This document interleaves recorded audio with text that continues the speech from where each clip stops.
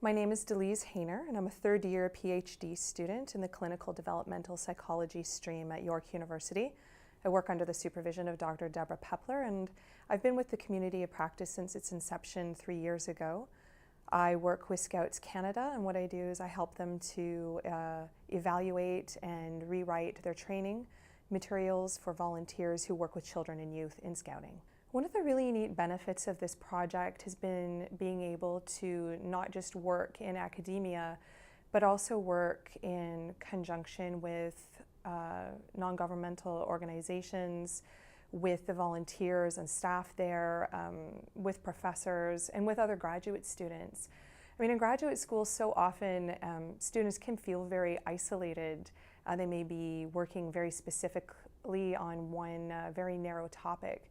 This really allows us to step back and broaden our horizons to really see how everything that we do is so interconnected. It also really brings in a lot of interesting perspectives. The people that we've been working with are not just at different points in their careers or working in different areas, but they're also, it's been such a diverse team. Some of us speak different languages. We come from different geographical locations.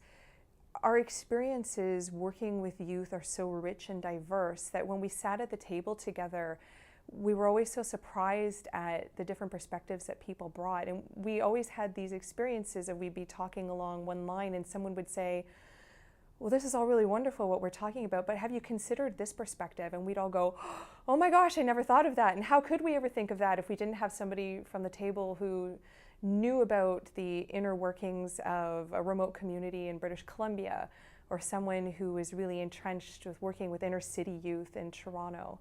So just being able to get that richness of perspective has been just fabulous. I've done a bit of work with real-world organizations before, so I had some understanding of the relationship building and the capacity that we need to have for relationship building in order to be able to build up trust between researchers and real-world organizations. And I think a lot of the times I would describe this as a dance, that we're getting to know each other, we need to know each other's movements and really understand the subtleties and organizational cultures of how each other work. I think what surprised me as part of working with this community of practice is just how quickly and how meaningfully that trust could be built. So for example, we began the project by very quickly starting with evaluation.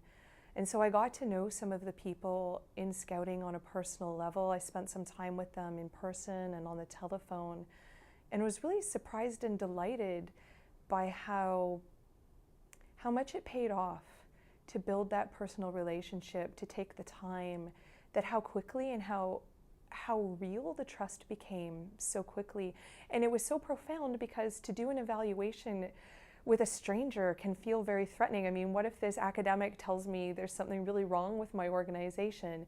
And we didn't have that experience at all. I think that the experience we had was one that was really supportive on both sides. So I would have to say that I was both surprised and delighted by how quickly this group came to trust each other and how warmly and just readily it shared information, resources, and learning experiences with each other without any fear of being judged. It was really quite a wonderful and unique experience.